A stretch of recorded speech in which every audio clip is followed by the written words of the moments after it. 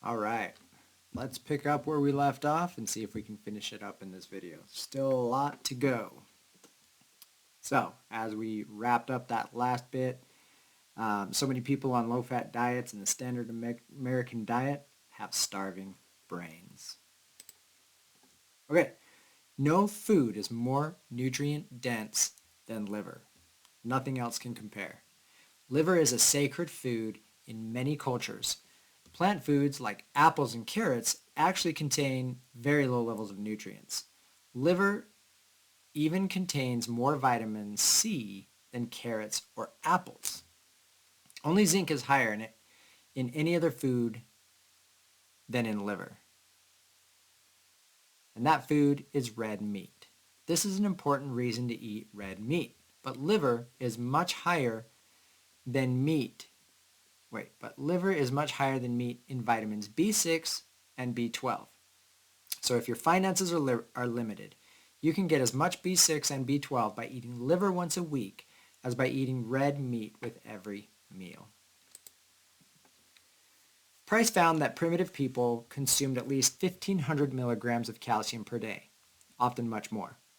You can get this much calcium from 5 cups of whole milk or 7 to 8 ounces of cheese and consume 8 to 900 calories. To get that much calcium from other foods, you'll take in anywhere from 1,680 to 4,300 calories. When we don't eat nutrient-dense foods, we have to take in a lot more calories to satisfy the body's nutritional requirement, typically resulting in weight gain if you're not timing your eating windows appropriately to manage hormone production. Now we come to the fourth characteristic of healthy traditional diets. The first 3 were formulated by Dr. Price. The rest of them have been gleaned from other research. The fourth underlying characteristic of healthy traditional diets is that all of them include some animal food that were raw. None of these cultures ate an all-raw diet. Even in the tropics, where fires are not needed for warmth, the people built a fire every day to cook their food. And the Eskimos also cooked some of their food, although much of it was raw. By contrast, in traditional cultures, plant foods, the grains, legumes, and vegetables, were usually eaten cooked because these foods actually contain a lot of toxins that are neutralized by cooking, anti-nutrients. So we do not advocate an all-raw diet. One of the distinguishing characteristics of the human race is that mankind cooks his food. However, in all cultures, some of the animal foods were eaten raw. Examples of raw animal foods include raw milk, raw butter, raw cream, raw cheese, raw and marinated fish, raw shellfish, and traditional ethnic raw meat dishes, such as steak tartare, carpaccio, kibbeh, which is raw lamb in the Middle East, things like that. It's interesting that every European culture has one or more traditional raw meat dish that are eaten occasionally. In Russia, a dish for the sick is ground raw beef mixed with raw egg yolk and raw onion. Now, we do not know all of the factors in animal foods that are destroyed by heat, but one of them is B6. Animal foods are our best source of B6. B6 is very fragile, easily destroyed by heat.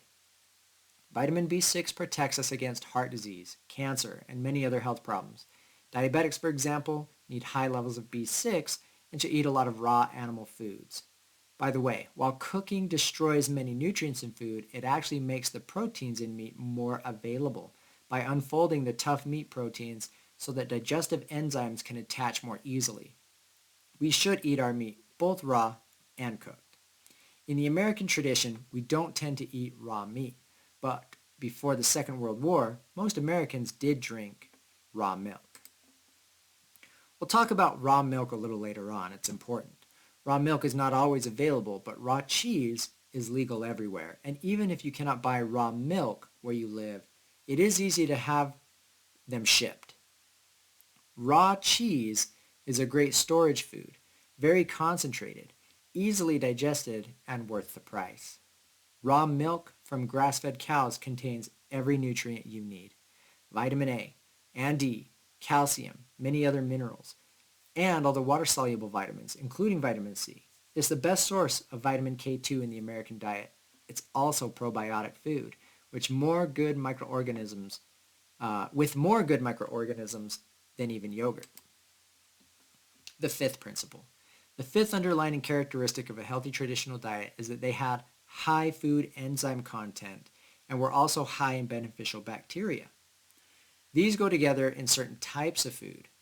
So what are enzymes? They are a specialized protein that acts as a catalyst in the body.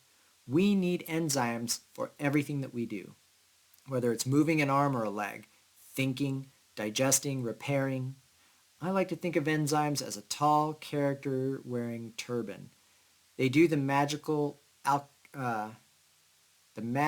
alchemical transformations in our cells. Scientists have grouped enzymes into three main categories. First, the metabolic enzymes, of which there are literally thousands. These serve as catalysts for all processes in the body. Now, a subcategory of the metabolic enzymes helps the body detoxify and get rid of poisons, which is more important than ever. We cannot completely escape exposure to environmental toxins. As we point out, smoke contained many potent carcinogens, and primitive people were exposed to smoke. A lot of them, a lot more than we are today. But the healthy body can deal with these toxins through the actions of the detoxifying metabolic enzymes. The second category of enzymes is the digestive enzymes, of which there are about 22. These are produced mostly in the pancreas, a few in the saliva glands, and they all work together to digest our food. The food enzymes include amylases, which help digest carbohydrates, lipases, which help digest fats, and proteases, which help digest proteins. These are found in raw and fermented foods. They are destroyed by heat. 118 degrees Fahrenheit of wet heat and 150 degrees of dry heat in an oven, for example. When we take in a lot of food enzymes, they help in the digestive process, and the body is spared from making all the enzymes needed for digestion. So it's good to get a lot of these in the raw foods. Typically 70% of our energy goes to digestion. That's a huge percentage. 70% of our energy goes toward digestion. So anything we can do to spare that energy will give us more energy for other things. So the presence of enzymes is one reason why raw milk is such a strengthening food, because the body does not need to make any enzymes to digest it. They already exist in the product. The enzymes that are already existing in the milk that are waiting to be activated by the special conditions in our gut to get that digestion going. Now, scientists have found that when animals, specifically dogs, are put on diets composed entirely of cooked food, that is, diets containing no enzymes, their pancreas and salivary glands enlarge. This makes sense because these organs need to work harder to produce more digestive enzymes. However, when these two organs enlarge, other organs shrink. The first organ to shrink is the brain. The second organ to shrink are the reproductive organs. So a very important step for anyone suffering from fatigue is to consume more foods containing food enzymes. Okay? Here's a list of foods that provide food enzymes, thereby facilitating digestion. One misconception is that any food that is raw will provide food enzymes. Actually, most of the raw foods we tend to eat, such as salads, raw juices, fruits from the temperature regions like apples, pears, peaches, berries, etc., are poor sources of enzymes. However, fruits from tropical regions, bananas, papayas, pineapples, things like that, contain a lot of food enzymes, especially enzymes that help us digest meat. One amazing tribe that Price described had a custom of always eating meat with bananas. So the list of foods that provide food enzymes includes raw dairy products, raw meat, fish, especially meat and fish that has been marinated or allowed to become gamey, raw honey, which is rich in amylase for digesting carbohydrates, tropical fruits, cold pressed oils, wine, and unpasteurized beer, and most especially foods that have been preserved by a process called lactofermentation. Okay, so these are going to be your fermented foods. So lactofermentation is a process that preserves various foods while increasing the level of vitamins, beneficial bacteria, and lactic acid, which is a digestive aid. So we like to refer to lactofermented foods as super raw foods. Familiar lactofermented foods include sauerkraut, salami, raw yogurts, but almost any food can be preserved using this method, including vegetables, fruits, dairy products, meats, fish, and beverages. Um, okay, we've seen a real paradigm shift in the past 20 years. We now know that we need beneficial bacteria in our digestive tract to enjoy good health. These bacteria even produce our feel-good chemicals. Good bacteria form a biofilm lining the entire small intestine. This biofilm constitutes 85% of our immune system, keeping out toxins and heavy metals like mercury. If we have a good biofilm, we will not absorb the mercury in fish. But thanks to things like glyphosate and other pesticides, herbicides, insecticides that are heavily prevalent in our day, that biofilm is depleted, tight junctions broken, and we have what? Leaky gut all over the place. The concept of healthy bacteria is now accepted science, a real paradigm shift from the days when scientists believed that the only good bacteria was dead bacteria. We're brilliant. Here are some lacto-fermented foods from the cookbook Nourishing Traditions. Typically, these are eaten as condiments in small amounts with cooked foods. Lacto-fermented foods are super raw, containing much greater levels of enzymes and vitamins than original ingredients. Thus, they compensate for any enzymes that are lost in the cooking of foods with which they are eaten. So these are like, putting sauerkraut in with your meats, things like that. Kimchi, pickled beets, chutney, apple butter, fermented. All right, these are lacto-fermented beverages being made commercially. Kombucha, kvass, and a fermented grain drink manufactured in Australia. Now, we look forward to the day when every town in America will produce its own lacto-fermented beverages locally. This will bring true prosperity to all areas of the country and provide Americans with healthy alternatives to soft drinks. I love kombuchas. And always make sure you're getting a variety of different kinds because each different flavor with the different ingredients is going to create different bacteria profiles in your gut. Otherwise, you're just building a monoculture that will create a different level of dysbiosis. You're just going to be creating a monoculture of bacteria in your gut. You need variety. Variety, variety, variety. Okay. Lacto-fermented beers, especially made from grains, are a fixture in traditional Africa. A farmer working in the hot sun will consume up to a gallon of these beers per day. They are valued for giving energy and stamina. They are also given to babies as young as 1 day old to protect them against diseases like malaria. Now, I'd like to see these beers tested for vitamin K content. I believe they are one thing that contribute to the wide faces and traditional Africans. By the way, these beers are definitely an acquired taste. They smell like vomit and are quite sour. The sixth underlining characteristic of healthy traditional diets involves foods that are seeds, grains, nuts, and legumes.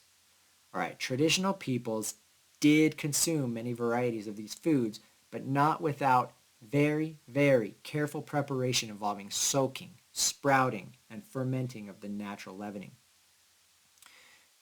These processes get rid of or neutralize the various toxins or anti-nutrients that are present in all seed foods.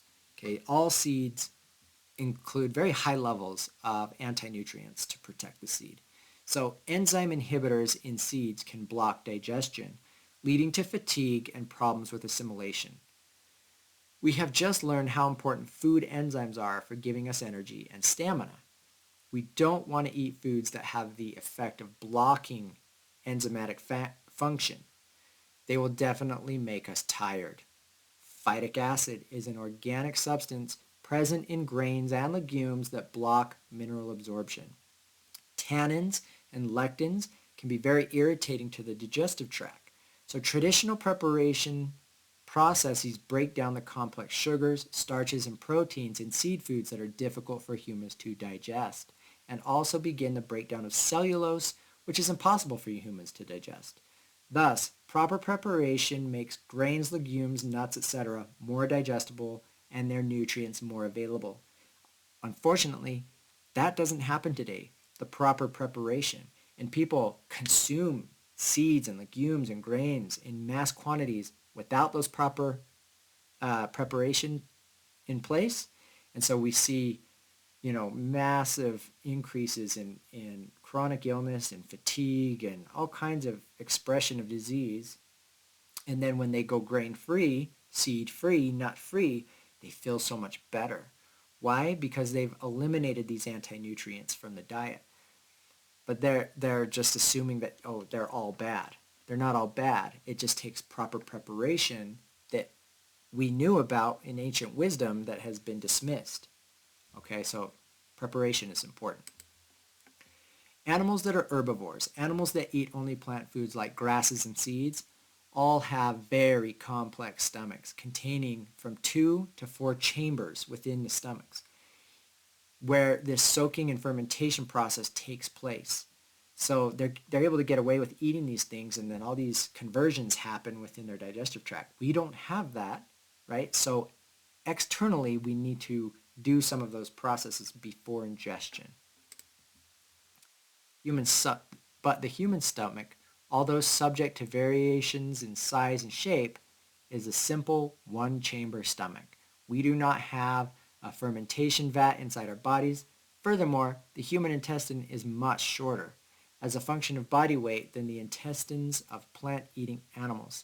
Thus, humans are simply not equipped to digest a lot of plant foods, especially foods that are seeds, without first subjecting these foods to careful preparation outside the body. The various anti-nutrient components in seeds actually comprise a marvelous system of preservation. They are the seed's natural preservatives, which keep all the components of the seed fresh and viable until the seed begins to sprout. But humans should not eat preservatives, even natural preservatives. So we need to prepare these foods properly to get rid of them before we eat them.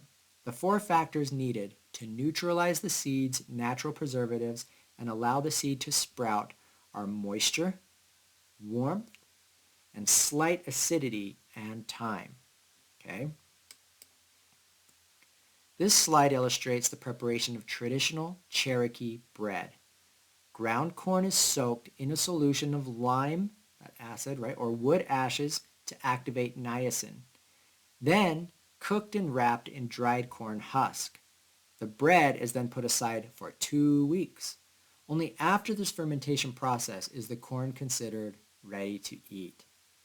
This is the traditional, original tamale. The fermented corn can then be patted into a round and cooked on hot rocks. That is the original tortilla. Again, also fermented first. Both the tamales and the tortillas were originally fermented foods. Now we've simplified the process and made a toxic, convenient garbage. Now, a similar food called pozole is made in the jungles of southern Mexico. Cooked cornmeal is wrapped in banana leaves and allowed to ferment for 2 weeks. The leaves become covered in mold and the entire concoction is eaten. Pozole is said to be a complete food, able to sustain great strength and energy. Later on, we will see how these principles of soaking and fermentation can be used to prepare foods that you and your children might actually like to eat, such as pancakes, pastry dough, etc. By the way, Native Americans also prepared a sour corn drink by mixing the fermented corn with water.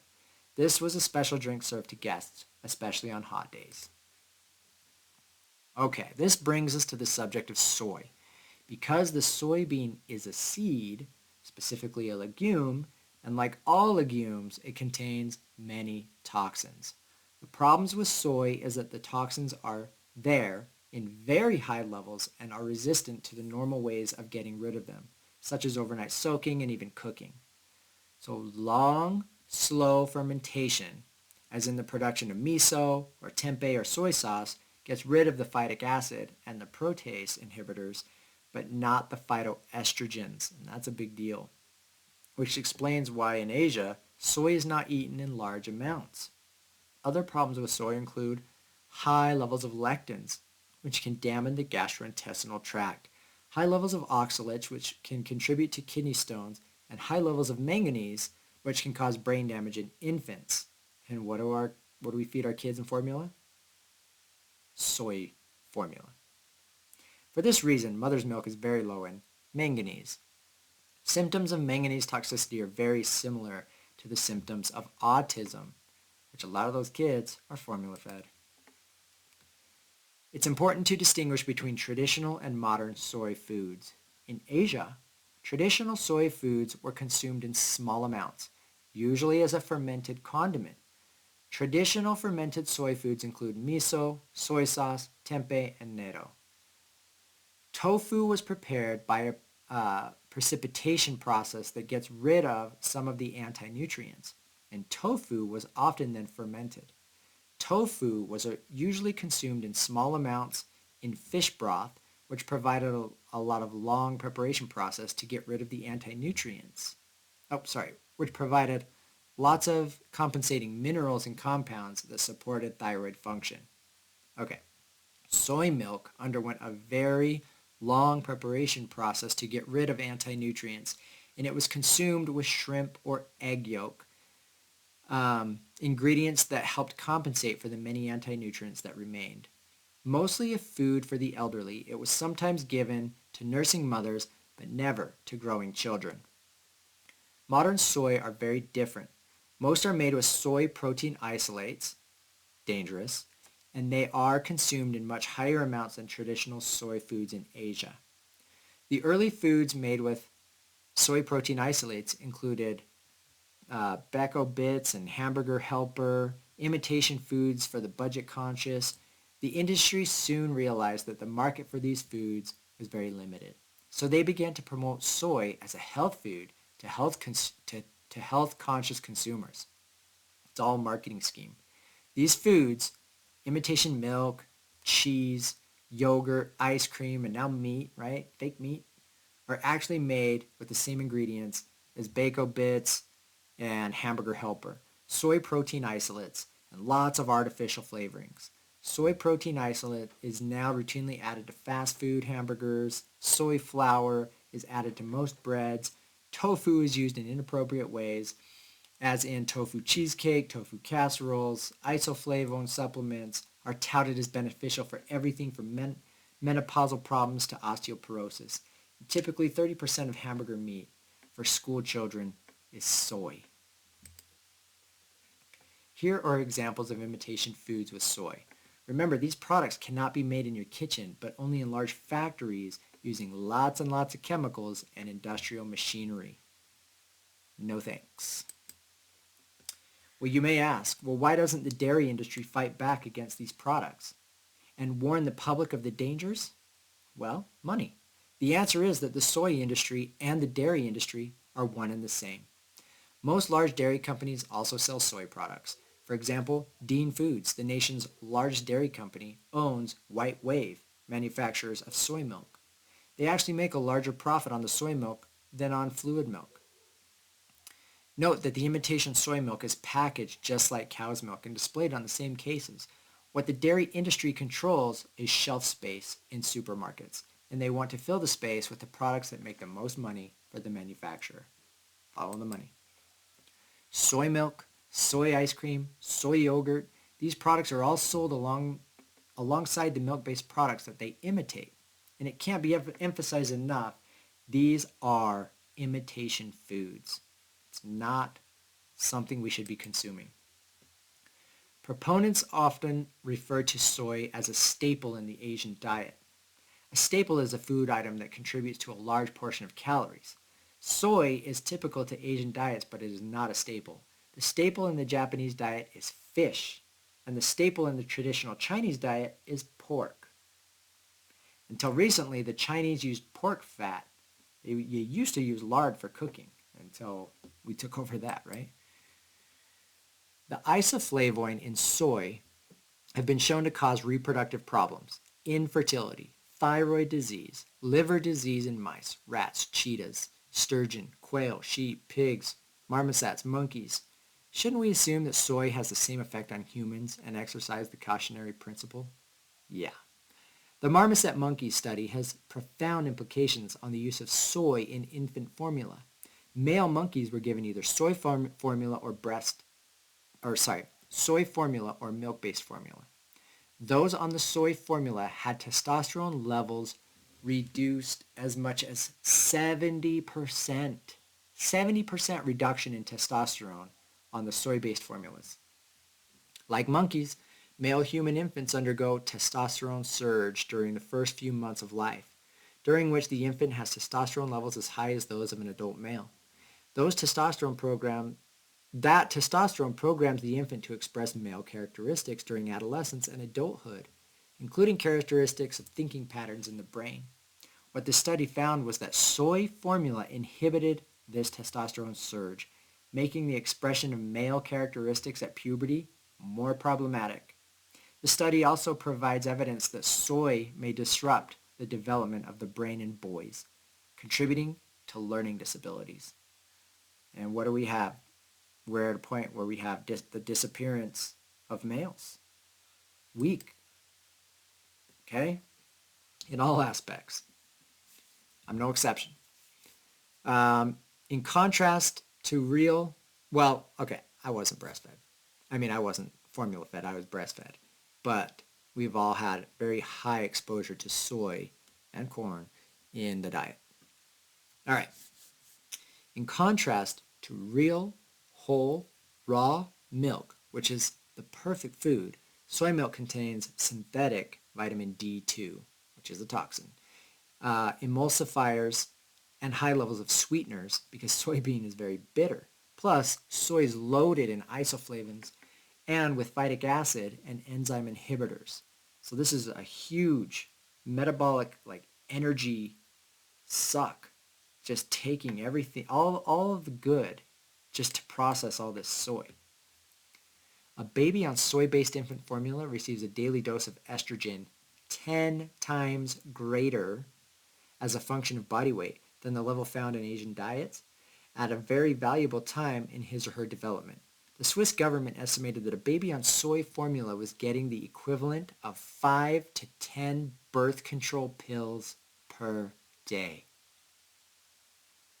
Plus, the formula is full of anti-nutrients and high levels of manganese, aluminum, and fluoride, all neurodestructive, not to mention monosodium glutamate, with high levels of glutamate, destroying our babies' brains.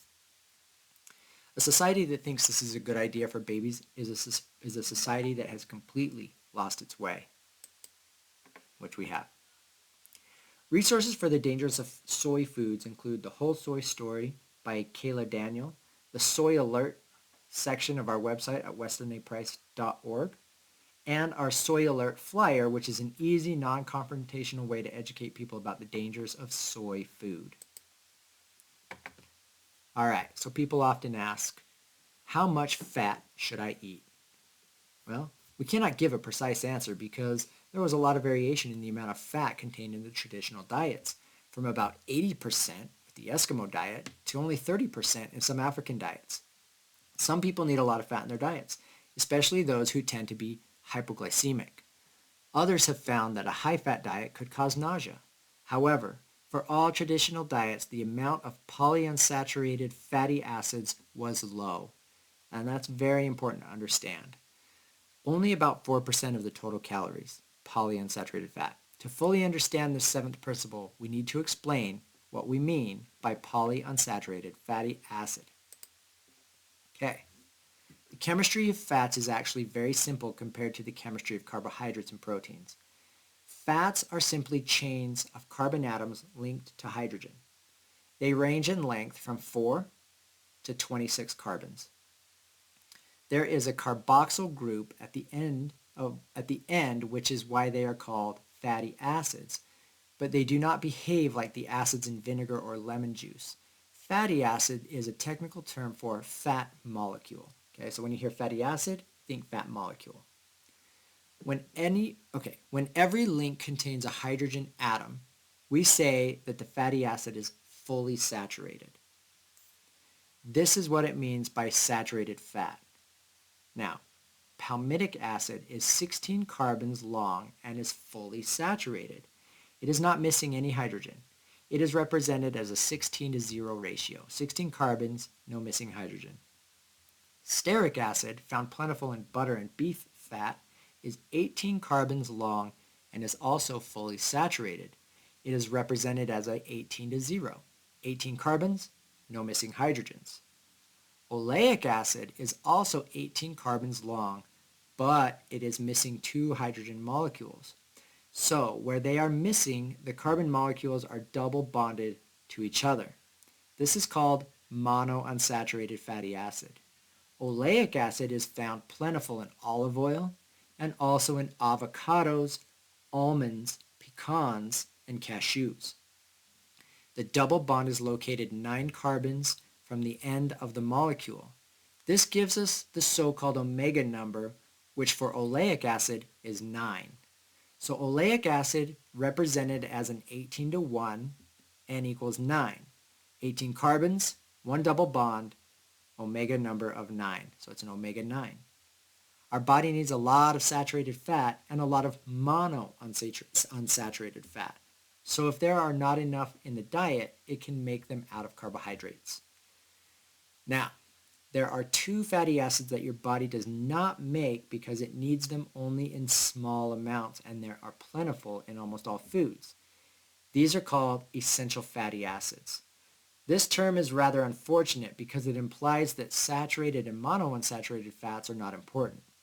But the term only means that we must obtain the fatty acid from food. We cannot make them. Kind of like vitamin C is an essential vitamin because we don't make it, so we have to get it from food. So these essential fatty acids, just because we don't make them and we need to get them from food doesn't mean we need to focus on them. Okay? All right. So, both essential fatty acids, EFAs, are polyunsaturated fatty acids having 2 or more double bonds. Linoleic acid is an 18 carbon long and has 2 double bonds. The first double bond is at the omega 6 position, 6 carbons from the end. This is omega 6 essential fatty acid. It is called linoleic acid and is represented as an 18:2 ratio, N equals 6, omega 6. Linoleic acid is 18 carbons long and has 3 double bonds. The first double bond is at the omega 3 position, so that's 3 carbons from the end. This is the famous omega 3 fatty acid that you may have heard about. It is called linoleic acid and is represented as an 18:3, N equals 3. So here we go. There's actually a whole family of omega 6 fatty acids ranging in length from 18 to 22 carbons and containing from 2 to 5 double bonds, and a whole family of omega 3 fatty acids ranging in length from 18 to 22 carbons and containing anywhere from 3 to 6 double bonds. So we've shown just one here, arachidonic acid, an omega 6 fatty acid with 20 carbons and 4 double bonds. Arachidonic acid is found in butter, egg yolks, liver, and is very, very important for brain function as well as healthy digestive tract, healthy skin. Also very important in the endocannabinoid system. Now, you may have heard of DHA and EPA. These are very long, highly unsaturated fatty acids in the omega 3 family. They're found in cod liver oil, seafood, and organ meats, and are also very important in neurological development. Babies need these fatty acids for the development of the brain, and that's why you'll see them advertised on different formulas, DHA and EPA and things like that. But you got to incorporate them in the diet from natural food sources. The slide shows the physical configuration of the 18 carbon fatty acid fat molecules. Stearic acid, a saturated fatty acid, is a straight molecule. The molecules thus pack together easily, so saturated fats tend to be solid at room temperature, right? Think of butter, lard, tallow, things like that. Oleic acid is a monounsaturated fatty acid. It has a kink or a bend at the position of the double bond. The molecules do not pack together as easily, so that as easily so as those that are fully saturated. Monounsaturated fats like olive oil are liquid at room temperature but tend to be solid when refrigerated. Okay? Then there's polyunsaturated fatty acids. Those with a two or more double bond have lots of kinks and bends, and those molecules do not pack together easily, and they will be liquid even when refrigerated. The important thing to remember is that saturated and monounsaturated fatty acids are stable. You can heat them and cook with them, and they do not become degraded. They're safe. But the polyunsaturated fatty acids are very fragile. So when exposed to heat and oxygen, as in a process of cooking, they tend to lose hydrogen atoms sticking out on the double bond. When the hydrogen atom is missing, we say that it is a free radical. Free radicals cause a lot of damage. So this free radical has been formed. The term free radical refers to a missing or unpaired electron at the double bond. Free radicals in processed vegetable oils, not saturated fat and cholesterol, are the real villains of the American diet, those found in the processed vegetable oils. Free radicals initiate cancer and changes in the cell walls that lead to atherosclerosis. You should never cook with polyunsaturated oils, yet these oils are sold as your what? Cooking oils.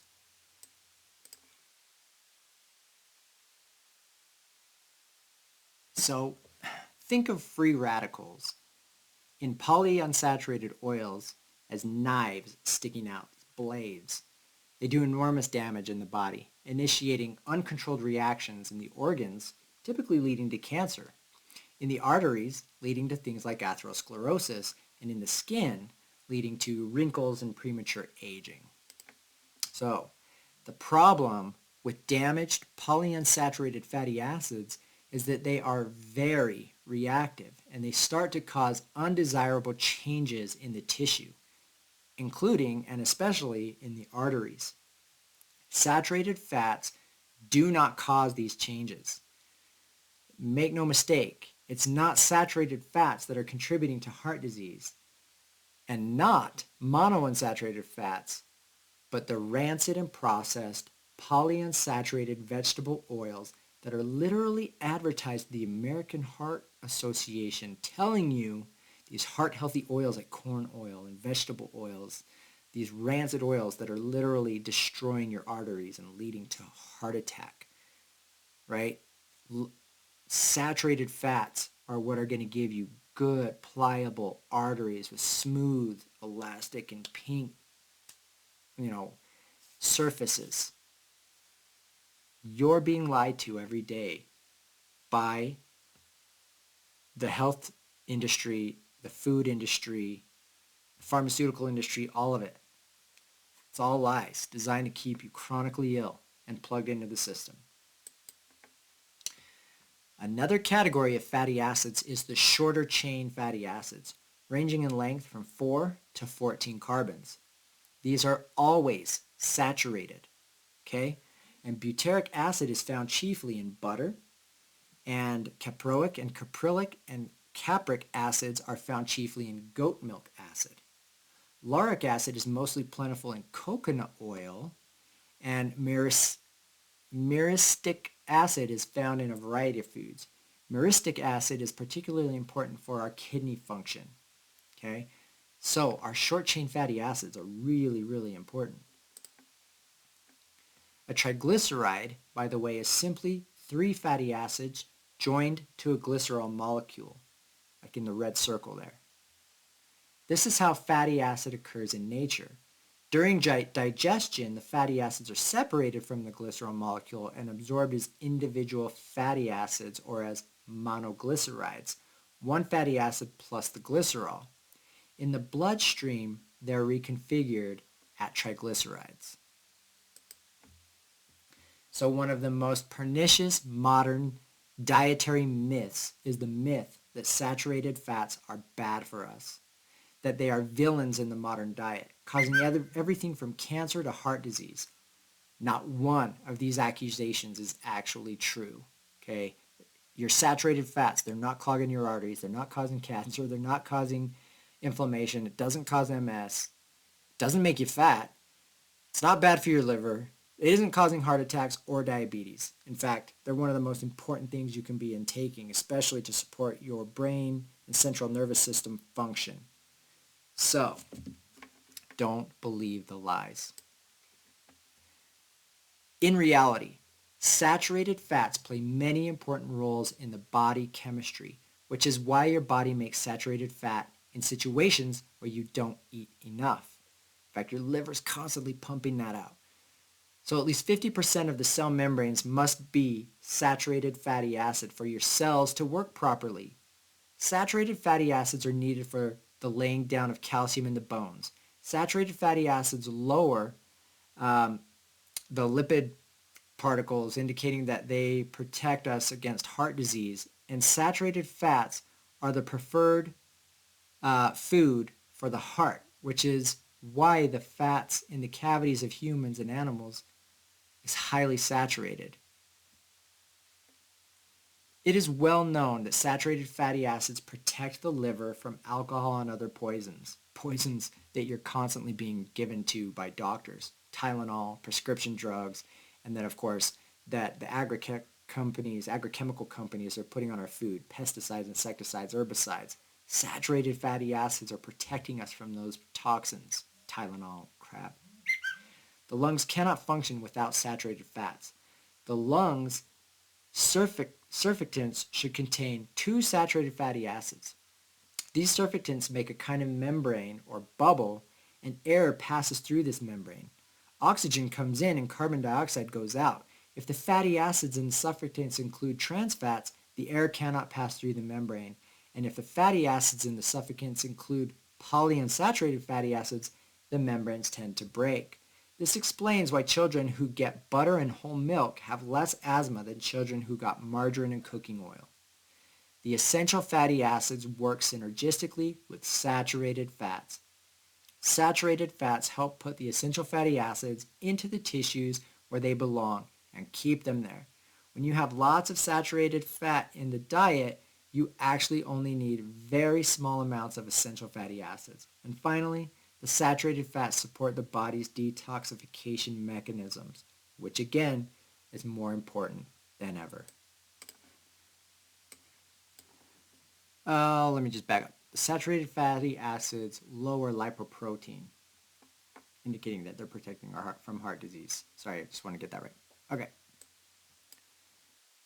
Short and medium chain fatty acids play a unique role in the body chemistry. They enhance the immune system, and they are used for quick energy. They're very easy to digest, and most important, have antimicrobial effects in the gut.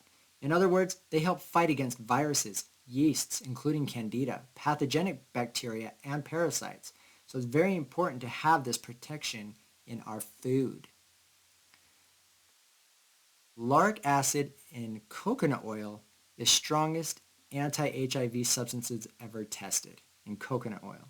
People suffering from AIDS should be consuming lots and lots of coconut oil. Nursing mothers should also consume coconut oil because this will put their protection of lauric acid into her milk.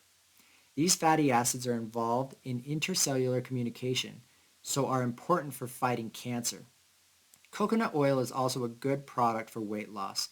It increases the metabolism and gives you a lot of energy, but does not make you gain weight because the body does not store the short and medium chain fatty acids that are in coconut oil. Children in schools can no longer get whole milk on the premise that the fat in milk causes weight gain, and yet they're given juice and all this other garbage anyway. But a recent study from Sweden found that children put on low-fat diets ended up fatter than those who consumed normal diets. And they had more insulin resistance, which is another study from that children drinking reduced-fat milk had greater weight gain. A study in the United States found that women who consumed low-fat milk and low-fat dairy products had trouble getting pregnant, where women who consumed full-fat dairy products had far fewer fertility problems.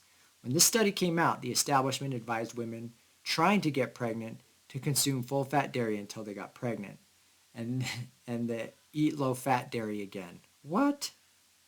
We have no idea whether girls who have been on low-fat diets all their lives will be able to get pregnant just by switching to full-fat dairy foods. Finally, from Sweden, A study showed that women using cheese and full-fat dairy products has lower weight gain than those who consume low-fat dairy products. Notice that those women did have some weight gain. It's normal to gain weight at menopause, about 2 dress sizes. The extra pounds prevent frailty and wrinkling. But of course, you don't want to gain too much weight at menopause, and full-fat dairy products can help keep weight gain within normal limits.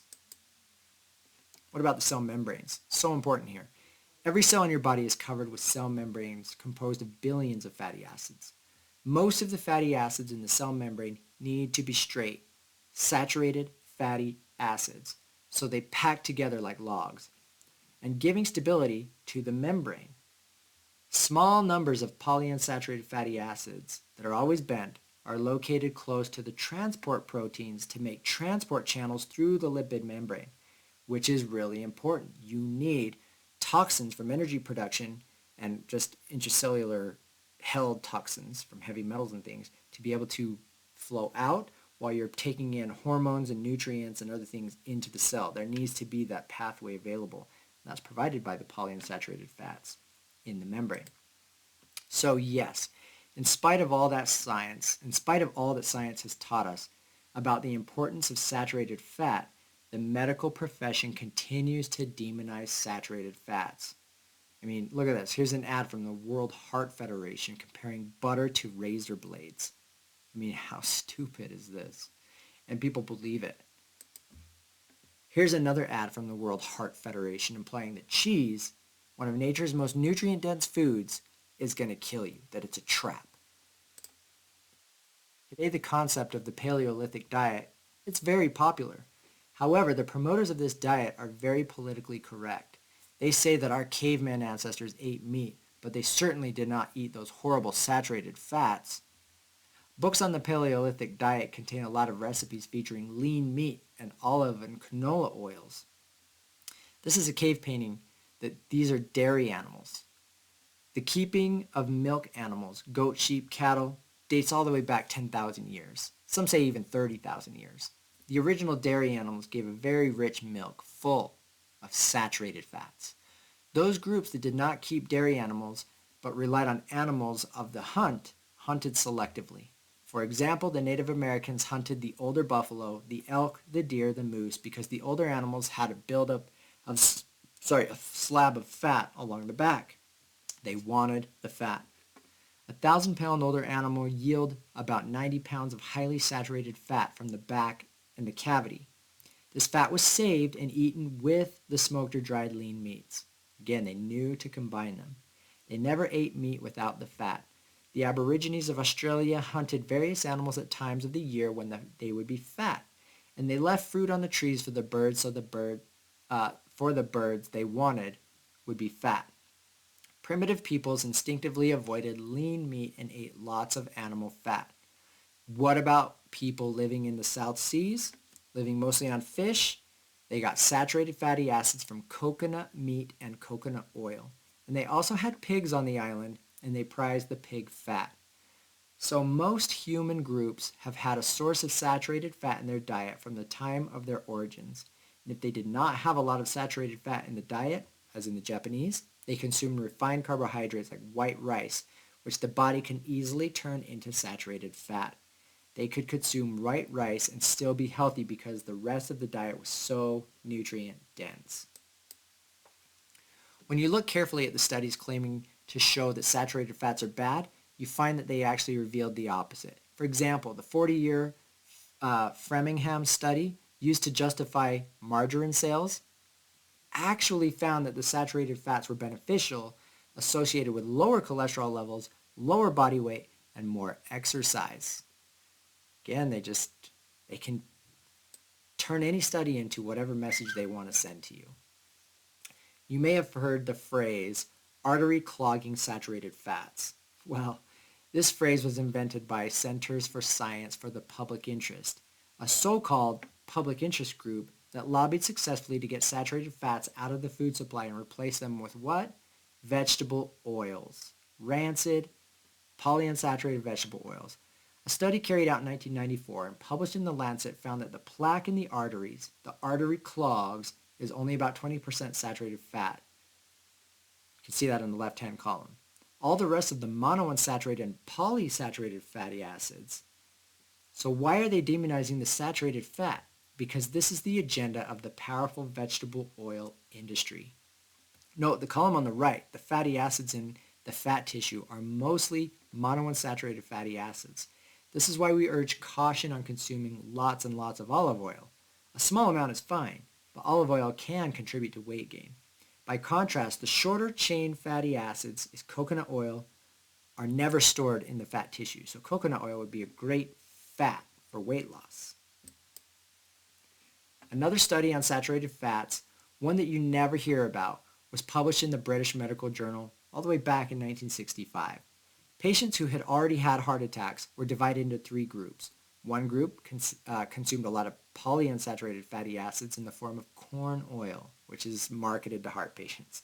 Another group consumed mostly monounsaturated fatty acids from olive oil, and the third group consumed mostly saturated animal fats. After 2 years, the corn oil group had 30% lower cholesterol, but only 52% were alive. Wow. In the olive oil group, only 57% were alive after 2 years, but the animal fat group, 75% were alive after 2 years. And remember, these are high-risk patients. So those that had the longest or the best outcomes with longevity or the least mortality was the saturated fat group. Yet, if you suffer from a heart attack today, you're told to avoid all animal fats and use polyunsaturated oils. Criminal. These figures were put together from recent statistics on saturated fat consumption in Europe. As you can see, those countries with the highest consumption of saturated fat have the lowest rates of heart disease, and those with the lowest levels of saturated fat have the highest rates of heart disease. France, with the highest consumption of saturated fat in all of Europe, has the lowest rate of heart disease. This is called the French paradox. But we also have the Swiss, the Dutch, the Icelandic, the Belgian, the Finnish, and the Austrian paradoxes. With so many paradoxes, there must be something wrong with this theory. All fats and oils are actually combinations of various fatty acids, right, or fat molecules. These columns show the fatty acid profiles of oils that are high in monounsaturated fatty acids. Olive oil contains the most, and so would be the most stable for cooking. But peanut oil and sesame oil have also been used by traditional peoples. Sesame oil has a much lower amount of monounsaturated fatty acids and has a lot of polyunsaturated fatty acids. But sesame oil contains high levels of some unique antioxidants that are activated by heat. If sesame oil has been truly cold pressed with stone press, it was done traditionally, and it can be a safe and healthy oil, even for cooking, in the context of a diet that also contains saturated fat. The new high oleic sunflower oil is high in monounsaturated fatty acids and would be a good oil for salads and mayo. Cold, right? Raw. Animal fats are also combinations of different fatty acids. Tallow, which is beef fat, is about 55% saturated, but also contains quite a bit of monounsaturated fatty acids and a small amount of omega-6 and omega-3 fatty acids. Now, lard, which is pig fat, is actually classified as a monounsaturated fat because the greatest portion of the fatty acid profile is monounsaturated. Now, butter has a wonderful fatty acid profile. It's about 64% saturated, which includes 10% as very beneficial short-chain fatty acids. But butter also contains monounsaturated fat and a nice balance of omega-6 and omega-3. Butter, grass-fed specifically, grass-fed butter is your best friend. All of these fats are very stable, so they are good for cooking and frying and all contain important fat-soluble nutrients. Very nutrient-rich, and fat-soluble is bioavailable. You need that nutrition from these fats. The tropical oils contain high levels of saturated fatty acids. In order to maintain the stiffness of their leaves in hot tropical climates, remember that the temperature in the human body is tropical. Palm oil on the right is similar to lard, containing similar amounts of saturated and monounsaturated fatty acids. This oil is good for cooking and frying and can be used in shortening. This is the oil that we should be using in processed foods, not partially hydrogenated vegetable oils containing dangerous trans fatty acids. Palm kernel oil comes from the kernel of the palm fruit. It is an expensive and specialized oil used in making candies. Coconut oil is over 90% saturated, of which more than half is the wonderful short-chain fatty acids, including lauric acid. Coconut can be used for gentle sautéing, but cannot be used for deep frying because of the short-chain fatty acids will burn at a temperature needed for frying.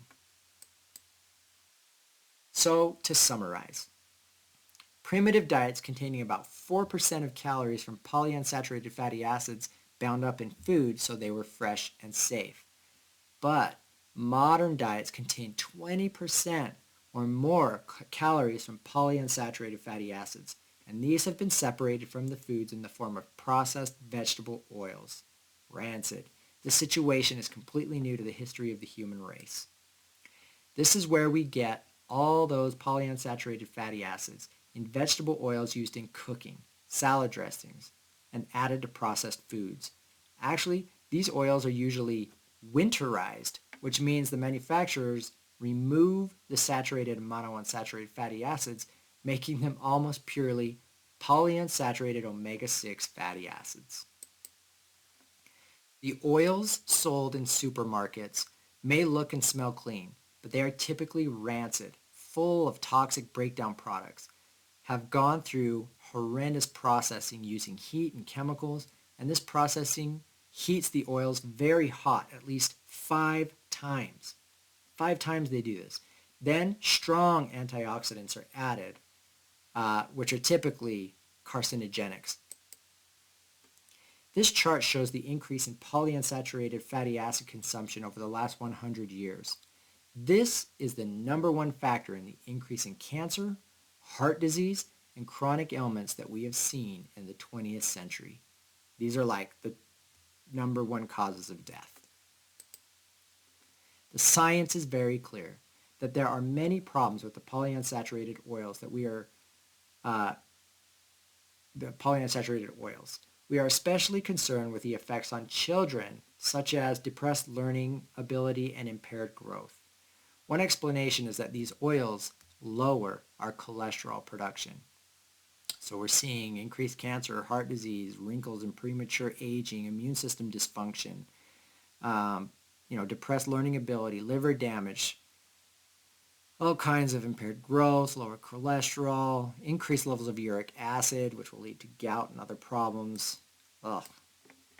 Okay, there's no need to supplement with vegetable oil to obtain the essential fatty acids we need.